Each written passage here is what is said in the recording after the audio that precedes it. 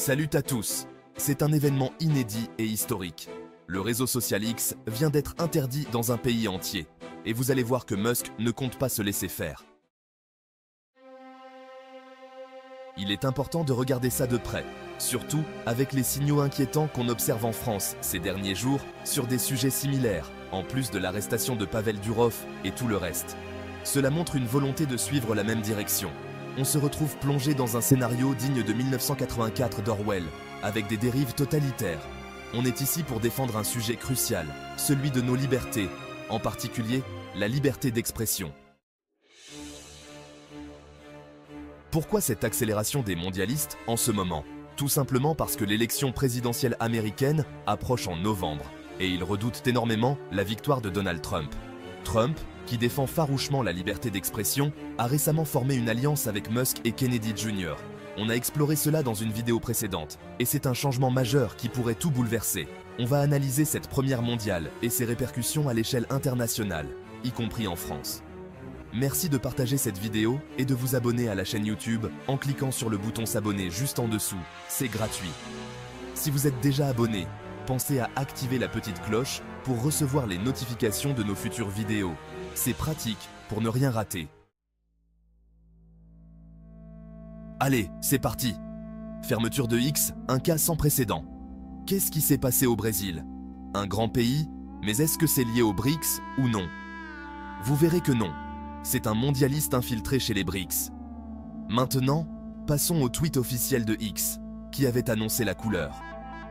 On sentait que quelque chose allait se produire le 30 août. Je vais vous lire ce tweet, il est très révélateur. X Corporation a publié sur son compte officiel que bientôt, nous nous attendons à ce que le juge Alexandre de Moraes ordonne la fermeture de X au Brésil, simplement parce que nous ne respecterions pas ces ordres illégaux de censurer des opposants politiques. Parmi ces opposants se trouvent un sénateur dûment élu et une jeune fille de 16 ans. Ils ajoutent « Lorsque nous avons tenté de nous défendre, le juge de Moraes a menacé d'emprisonner notre représentant légal au Brésil. Et même après sa démission, il a gelé tous ses comptes bancaires. » X continue en disant que leurs contestations ont été rejetées ou ignorées et que les autres juges de la Cour suprême brésilienne n'osent pas s'opposer à Moraes. Ce tweet explique que le problème fondamental est que le juge exige que X enfreigne les propres lois du Brésil, ce qu'il refuse de faire.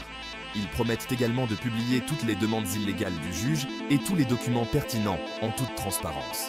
Contrairement à d'autres plateformes technologiques, X refuse de se plier à des ordres secrets et illégaux. Le tweet se termine en réaffirmant l'engagement de X à protéger la liberté d'expression de ses utilisateurs.